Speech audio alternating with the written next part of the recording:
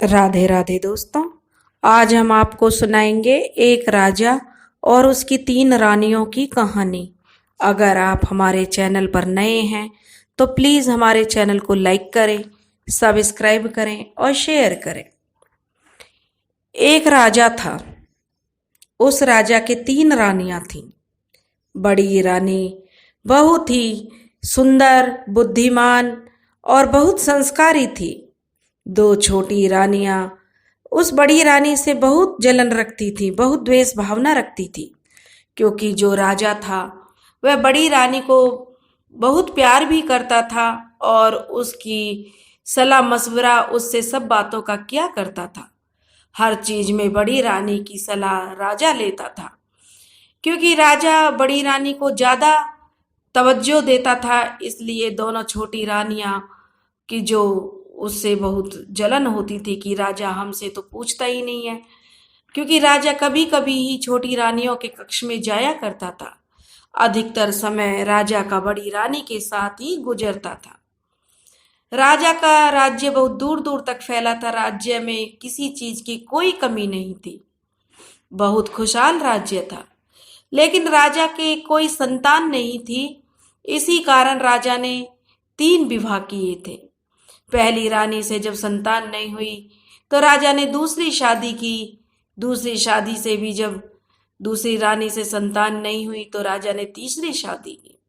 तीनों रानियों से संतान नहीं हुई थी। राजा ने सोचा कि शायद मेरे नसीब में संतान सुख है ही नहीं। अब राजा राज्य से तो बहुत खुश था, बहुत धन दौलत राजा के पास थी, उसे किसी प्रकार की कमी नहीं थी, लेकिन संतान नहीं होने के कारण राजा बहुत परेशान रहता था। वह सोचता था कि इस धरती लोक में तो मैं हुई दुखी, लेकिन बिना संतान के तो मेरा परलोक भी नहीं सुधर सकता, क्योंकि जिन लोगों के संतान नहीं होती है उन्हें तो पाप का भागी बनना पड़ता है और उन्हें नरक भोगना पड़ता है। उनके जीवन में नरक को भोगना पड़ता है। इसलिए राजा बहुत दुखी रहता था। राजा ने अपने राजपुरोहितों और विद्वानों से सलाह ली कि उसे क्या किया जाए। अब राजा ने अपने राजपुरोहितों की सलाह से बहुत पूजा पाठ करने या हवन करना, दान पुण्य करना शुरू कर दिया। कुछ समय बाद, क्योंकि राजा की उम्र ढल रही थी और राजा बुढ़ापे की ओर अग्रसर था, राजा की रानियां भी बहुत परेशान थीं कि वो क्या करे कि उन्हें संतान प्राप्ति हो जाए, लेकिन यह कोई उनके हाथ में नहीं था। अब कुछ समय बाद राजा की जो बड़ी रानी थी उसको गर्भ रह गया। राजा को जब यह बात मालूम हुई तो राजा बहुत प्रसन्न हुआ। जो प्रजा थी वह भी बहुत खुशी थी कि चलो हमारे राजा का वंश बढ़ने वाला है। नगर में चारों तरफ खुशियां छा गई। लेकिन जब छोटी रानियों को यह पता चला कि बड़ी रानी मां बनने वाली है तो वह बड़ी रानी से तो पहले से ही जलती थी और उनको से जो ज्यादा द्वेष भावना रखने लगी। दोनों रानियां आपस में कहने लगी कि जब रानी के अभी तो संतान हुई ही नहीं है, तभी राजा रानी का इतना ख्याल रखते हैं। जब संतान हो जाएगी तो राजा तो हमें पूछेगा भी नहीं। अब तो कभी कभी हमारे कक्ष में आ ही जाते हैं, फिर तो बड़ी रानी जैसे अपने इशारों पर नचाएगी राजा वैसे ही नाचेगा। दोनों को मारे ईर्ष्या के बहुत जलन होती थी कि वो कैसे भी करके इस रानी को राजा की जिंदगी से हटा दे, लेकिन क्या करें, मजबूर थी। दोनों आपस में बातें करती कि अब तो कुछ दिन में कभी कभी राजा हमारे कक्ष में आ जाएंगे, लेकिन अगर बच्चा हो गया तो राजा हमारी तरफ देखना भी पसंद नहीं करेंगे। हमारी हालत तो दासियों से भी बदतर हो जाएगी। एक दिन छोटी रानी ने सलाह मशवरा करके एक योजना बनाई और वह बीच वाली जो मझली रानी थी उससे कहने लगी कि रानी दीदी, मेरी समझ में एक योजना आई है। अगर तुम मेरा साथ दो तो हम इस बड़ी रानी से जो छुटकारा पा सकते हैं। मझली रानी भी बड़ी रानी से बहुत जलन रखती थी। वह बोली, तुरंत बताओ क्या करना है। छोटी रानी ने अपनी पूरी योजना मझली रानी को बता दी कि कैसे वो राजपुरोहित को अपने साइड करके वो राजा के कान बड़ी रानी के खिलाफ भर सकती हैं, जिससे राजा बड़ी रानी को महल से निकाल देगा, फिर उनका ही राज होगा। मजली रानी को छोटी रानी की बात अच्छी लगी। वह उसके षड्यंत्र में उसका साथ देने के लिए तैयार हो गई। वे तो दोनों किसी भी तरह से बड़ी रानी से छुटकारा पाना चाहते थे, ताकि महल में उनका राज चल सके। अब उन्होंने राजपुरोहित को, जो राजा का महल का राजपुरोहित था, क्योंकि पहले राजपुरोहित जो बोल देते थे वही राजा लोग मानते थे, पंडितों की वाणी हमेशा सच होती थी, तो राजपुरोहित को तभी यह पद मिलता था कि कोई भी समस्या आती तो राजपुरोहित से सलाह लेकर उसका निवारण किया जाता था। अब राजपुरोहित को महल में दोनों रानियों ने बुलाया। जब दोनों रानियां उससे कहने लगी कि देखो राजपुरोहित जी, बड़ी रानी मां बनने वाली है और तुम राजा के कानों में कुछ ऐसा बोल दो जिससे कि बड़ी रानी का त्याग हो जाए। पंडित जो राजपुरोहित था वह कहने लगा, नहीं नहीं रानी जी, इसमें मैं तुम्हारा साथ नहीं दूंगा। बहुत दिनों के बाद राजा के जीवन में खुशी आई है, पूरी प्रजा खुश है, उसका वंश बढ़ने वाला है। मैं ऐसे गलत कार्य में आपका साथ नहीं दूंगा। तब छोटी रानी कहने लगी कि अगर हम तुमको माला माल कर दें तो क्या रहेगा। तो राजपुरोहित कहने लगा कि नहीं रानी, अगर यह बात राजा को मालूम पड़ गई तो वह मुझे जान से मार देंगे, मुझे मृत्यु दंड दे देंगे और मेरी नौकरी तो मेरे हाथ से चली ही जाएगी।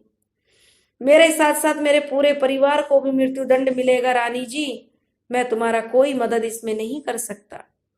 लेकिन जब रानी ने उसे 1 लाख सोने की मोहरें देने का लालच दिया तो वह राजपुरोहित जो अब तक देशभक्त बन रहा था तुरंत फिसल गया।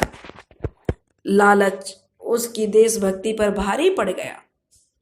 उसने राजा के खिलाफ जाने का निर्णय कर लिया। रानियों ने कहा कि हम तुम्हें इतना धन दे रहे हैं, तुम्हें राजा की नौकरी करने की जरूरत क्या है? तुम किसी भी दूसरे नगर में जाकर आराम से अपनी जिंदगी बिता सकते हो। राजपुरोहित को रानियों की साजिश में साथ देने के लिए उन्होंने मना लिया। अब अगले दिन दरबार लगा।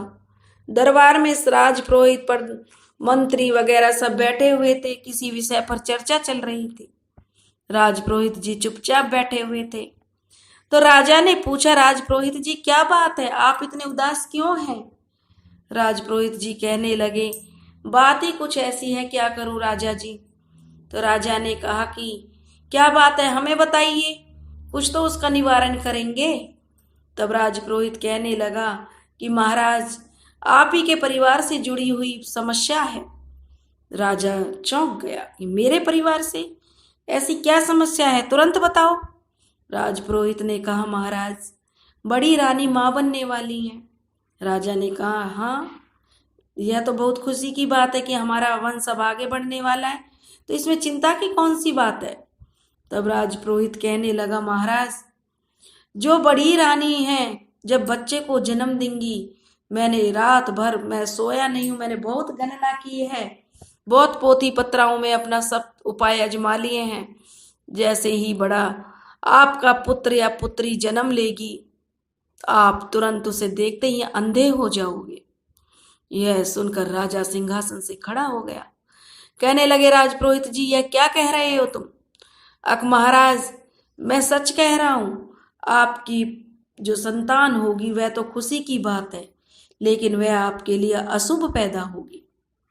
राजा कहने लगे, राजपुरोहित जी, इसका कोई ऐसा उपाय बताओ कि हमारी संतान भी ठीक रहे और हमारी आंखें भी नहीं जाएं, क्योंकि अंधा होना राजा को स्वीकार नहीं था कि अंधे होकर जिंदगी क्या बिताना। तब राजपुरोहित जी कहने लगे, महाराज, आप रानी को त्याग दीजिए।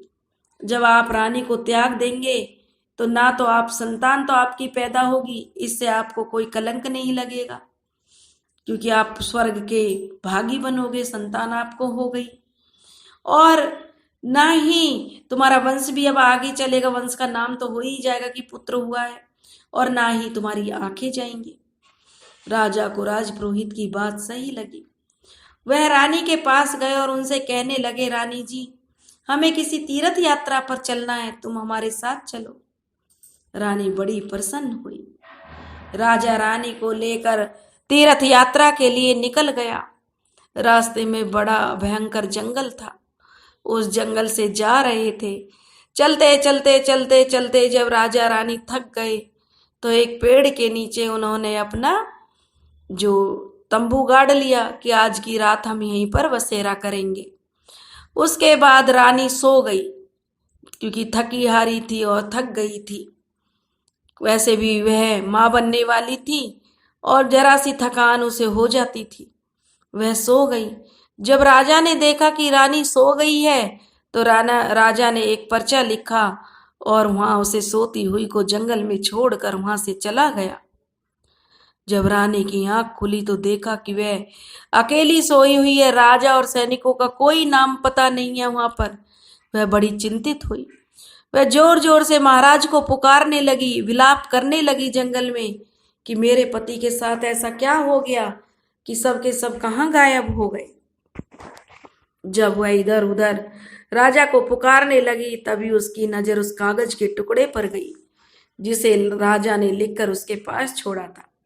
रानी ने जब उस कागज के टुकड़े को पढ़ा तो उस पर रानी के त्याग की बातें लिखी हुई थी। रानी सब बातें समझ गई, क्योंकि वह बहुत बुद्धिमान थी। वह समझ गई कि राजा किसी षड्यंत्र का शिकार हुआ है और राजा ने मेरा त्याग कर दिया है। अब रानी ने विलाप करना छोड़ दिया कि अब विलाप करने से क्या होता है, और वह जंगल में आगे जिधर रास्ता दिखाई दिया चलने लगी। चलते चलते बेचारी बहुत थक गई। तभी उसे दूर एक आश्रम दिखाई दिया जिसमें एक महात्मा जी बैठे हुए थे। जब रानी उनके पास पहुंची तो महात्मा जी उस रानी को देखकर एकदम से आश्चर्यचकित रह गए कि इस हालत में, जो कि वह मां बनने वाली है, प्रसव काल का समय समीप था, तो ऐसी हालत में यह बेचारी औरत इस जंगल में कहाँ से आ गई, क्योंकि उसकी वेशभूषा किसी आम आदमी जैसी नहीं थी, वह किसी बड़े घराने से थी। महात्मा जी कहने लगे कि आप कौन हैं और इस घने जंगल में क्या कर रही हो। तब रानी ने रोते रोते सारी कहानी महात्मा जी को बता दी। महात्मा जी को रानी पर बड़ी दया आई। उसने कहा, बेटी, तुम जब तक चाहो मेरे आश्रम में रहो और यहीं अपने बच्चे को जन्म दो। रानी को थोड़ा आसरा मिल गया, क्योंकि जो महात्मा जी थे उनके आश्रम में आसपास के गांवों के बच्चे शिक्षा ग्रहण करने के लिए रहते थे। वो गुरुकुल चलाते थे। वहीं रानी रहने लगी और प्रसव काल का समय आ गया तो रानी ने एक सुंदर से राजकुमार को जन्म दिया। राजकुमार का नाम महात्मा जी ने विशाल रखा, क्योंकि वह बहुत ही सुंदर था। उसके बहुत ही अच्छे गण थे। जो गुण थे वे बहुत ही अच्छे थे कि महात्मा जी ने उसका अपनी दिव्य दृष्टि से पता लगा लिया था कि यह राजकुमार है, कोई साधारण बच्चा नहीं है। अब धीरे धीरे समय बीतने लगा कि समय का चक्र ऐसा होता है, वह किसी के लिए नहीं रुकता। उधर राजा रानी को छोड़कर उधर जो बीच वाली मझली रानी थी उसने अपने मुंह पास में राजा को बांध लिया। राजा सारा दिन उसके कक्ष में पड़ा रहता। राजा ने राजमहल में जो राजकार्यों में रुचि लेना छोड़ दिया। सुबह से शाम तक मझली रानी के पास रहता। अब छोटी रानी यह देखकर जलने लगी कि ये तो मझली रानी ने अपने बस में राजा को कर लिया है। पहले तो कभी कभार मेरे पास राजा आ जाते थे, लेकिन अब तो राजा मेरी तरफ देखते भी नहीं है, मेरे कक्ष में तो कभी झांकते भी नहीं है। यह देखकर वह मन ही मन षड्यंत्र रचने लगी, क्योंकि वह कब तक, एक सब्र करने की भी एक हद होती है, वह कब तक सब्र करती।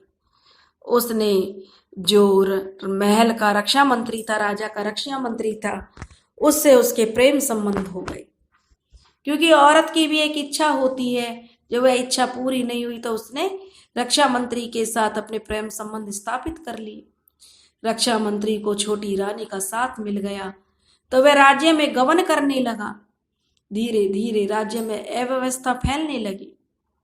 उधर समय बीतने के साथ बड़ी रानी और राजकुमार आश्रम में रह रहे थे और राजकुमार धीरे धीरे बड़ा हो रहा था। वह जो महात्मा जी थे राजकुमार को शिक्षा दीक्षा देने लगे। राजकुमार बहुत होशियार था, बहुत बुद्धिमान था। लेकिन महल में आश्रम में जब आश्रम में पिता का नाम पर बातें चलती तो जो उसके सहपाठी थे अपने अपने पिता के नाम बताते, तो राजकुमार को अपने पिता का नाम नहीं मालूम था। तो वह अपनी माता से पूछता कि मेरे पिताजी कौन हैं। तब उसकी माता कहती बेटा महात्मा जी ही तुम्हारे पिता हैं। लेकिन वह कहता कि आप झूठ बोल रही हो, महात्मा जी मेरे पिता कैसे हो सकते हैं, वे तो आपको बेटी कहते हैं। लेकिन रानी उसे फिर किसी काम में लगा देती कि बेटा खाना खा ले उसके बाद बताऊंगी, क्योंकि बच्चे को तो जब दूसरी चीजों में लगा दो तो उसके दिमाग से निकल जाता है। जब भी उसका बेटा उससे कोई यह सवाल करता कि उसके पिता कौन है, रानी उसको तुरंत खाना खाने के लिए या किसी काम में लगा देती। उसके बाद वह खेलने चला जाता और भूल जाता। ऐसे करते करते राजकुमार 16 बरस का हो गया। 16 बरस का हो गया और उधर जो महात्मा जी थे उनकी भी उम्र हो गई और उनका भी परलोक गमन का समय आ गया।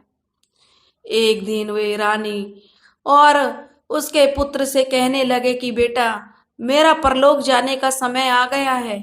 आज मैं तुम्हें कुछ ऐसी 2 चीजें दूंगा जिन्हें तुम संभाल कर रखना, वे मेरे जीवन भर की तपस्या का फल है।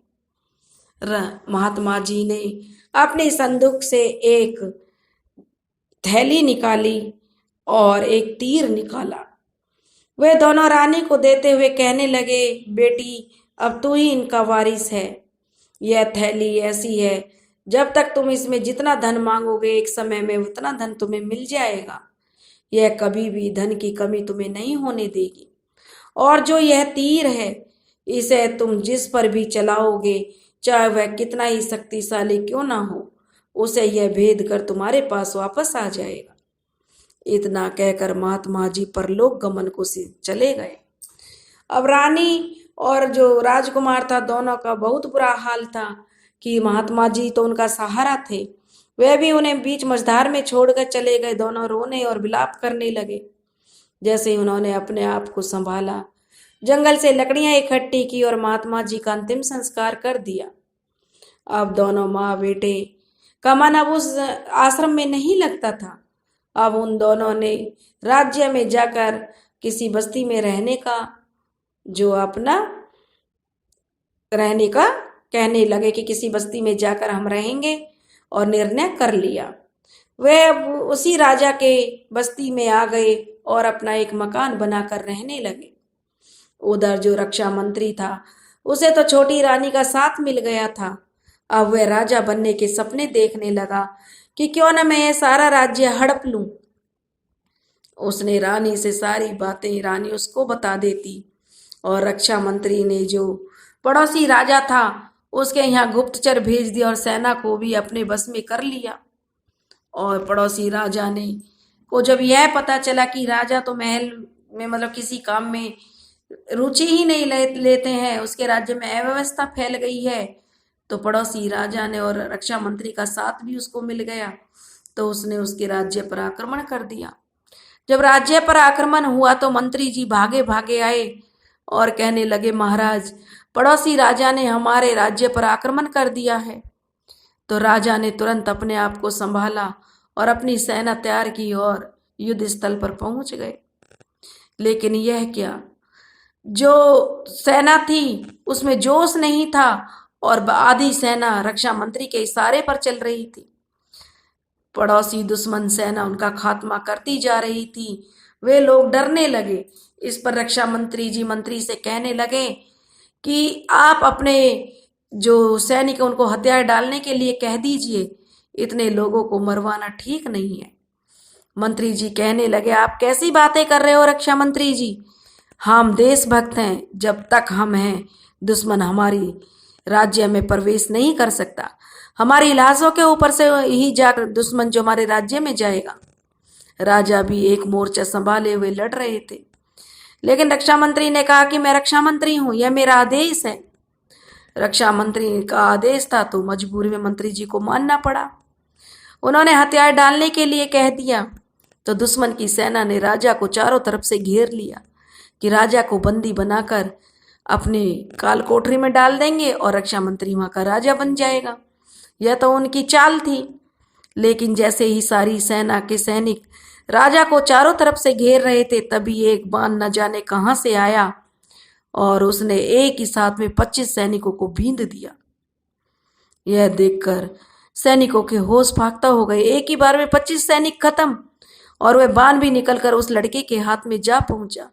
वह कोई और नहीं, वही रानी का पुत्र था जो आश्रम में से आया था। अब उसने राजा से कहा, राजा साहब आप घबराइए नहीं, ये लोग हमारी धरती पर कदम नहीं रख सकते जब तक हम जीवित हैं। अब उसने वह तीर चलाया, अब की बार 50 लोगों को मारा, फिर तीर चलाया 100, 150, 300, 400, 500 लोगों को जब उसने मार दिया तो सेना में भगदड़ मच गई। सेना में भगदड़ मच गई। पड़ोसी सेना पीठ दिखाकर भाग गई। वहां के राजा को पकड़ लिया गया। राजा को पकड़ लिया गया। राजा तो एकटक उस लड़के को देख रहा था जिसने फरिश्ता बनकर उसकी जान बचाई। तब वह राजा उससे कहने लगा, भाई तुम कौन हो और यह चमत्कारी चीज क्या है? यह तो मैं पहली बार तुम्हारे हाथ में देख रहा हूं। यह तो बड़ा चमत्कारी तीर है। तब वह कहने लगा कि हाँ महाराज, यह एक चमत्कारी तीर है, मेरे गुरुदेव ने मुझे दिया है और इसको मैं जिसे चाहूं उसको भेज सकता हूं, फिर भी यह वापस मेरे पास आ जाएगा। इसी कारण राजा की युद्ध में विजय हुई। पड़ोसी राजा को जब बंदी बना लिया तो उसने सब सच सच उगल दिया कि कैसे रक्षा मंत्री ने धोखा करके तुम्हारे साथ हमको यह सूचनाएं दी। रक्षा मंत्री को बंदी बना लिया। रक्षा मंत्री को बंदी बना लिया तो रक्षा मंत्री ने भी सच उगल दिया कि छोटी रानी मुझसे मिली हुई है। छोटी रानी को भी बंदी बना लिया। छोटी रानी से सच उगलवाया तो छोटी रानी कहने लगी कि मझली रानी ने मिलके बड़ी रानी को निकलवाया। अब राजा को बड़ा पश्चाताप हुआ। मझली रानी ने पुरोहित जी का नाम ले दिया। पुरोहित जी को भी गिरफ्तार कर लिया गया। अब राजा मूंड पकड़कर रोने लगा। उसने अपना सिर दे देकर मारने लगा कि यह मैंने क्या कर दिया। आज मेरा पुत्र इस विशाल के बराबर होता। उसे अब रानी की बड़ी याद आने लगी। राजकुमार कहने लगा, महाराज मुझे काम की जरूरत है, आप अपनी सेना में मुझे कोई काम दे दीजिए। राजा ने उसे अपनी सेना का सेनापति बना दिया। एक दिन राजा कहने लगा कि तुम बहुत वीर हो, धन्य है वह माता जिसने तुम्हें जन्म दिया है। आज हम तुम्हारी माता से मिलना चाहेंगे। जब राजा ने उसकी माता का नाम पूछा तो राजकुमार ने रानी का नाम बताया तो राजा एकदम से चौंक गया क्योंकि उसकी बड़ी रानी का नाम भी यही था। तो वह कहने लगा, तुम्हारे पिता का क्या नाम है? तब वह लड़का कहने लगा, मेरे पिता का नाम मुझे आज तक मेरी माँ ने नहीं बताया कि मेरे पिता ने मेरी माँ को क्यों त्यागा, यह भी मेरी माँ ने मुझे नहीं बताया। अब राजा कहने लगा कि मुझे तुरंत तुम्हारी माँ से मिलना है। अब राजा को लेकर लड़का अपनी माँ से मिलने गया तो राजा रानी को देखते ही पहचान गया और उसके पैरों में पड़कर माफी मांगने लगा और कहने लगा कि एक षड्यंत्र के तहत मैंने तुम्हारा त्याग किया। लड़का यह सब देख रहा था। लड़का कहने लगा, ठीक है महाराज, अगर आपने मेरी माँ का त्याग किया था तो आप उसी सम्मान के साथ मेरी माँ को महल में लेके जाएंगे, तभी मेरी माँ महल में जाएगी, नहीं तो मेरी माँ महल में नहीं जाएगी। राजा ने कहा, बेटा मैं तुम्हारी सब शर्त मानने के लिए तैयार हूं। तब राजा के बेटे ने कहा राजकुमार ने कि एक काम कीजिए महाराज, आप एक पालकी मंगाइए, पालकी में मेरी माँ बैठेगी और कहार जो पालकी उठाकर ले जाएंगे उसका एक कंधा तुम उठाओगे। तुम्हारे कंधे पर बैठकर मेरी माँ उसी सम्मान के साथ उस राजमहल में जाएगी। राजा ने राजकुमार की बात मान ली। राजा अपने कंधे पर पालकी उठाकर रानी को बैठाकर बड़े सम्मान के साथ महल में ले आया और राजकुमार का राज्याभिषेक कर दिया। दोनों रानियों को काल कोठरी में डाल दिया। पुरोहित और जो रक्षा मंत्री था उनको मृत्यु की सजा दी। मृत्यु की सजा तो रानियों को भी दी थी, लेकिन राजकुमार ने कहा कि इन्होंने मेरी माँ के साथ बहुत बुरा किया, इन्हें काल कोठरी में सरने दो, क्योंकि मृत्यु से तो इन्हें एकदम से मुक्ति मिल जाएगी, लेकिन जब ये तिल तिल घुट घुट के मरेंगी तो इन्हें अपने किए हुए का पश्चाताप होगा।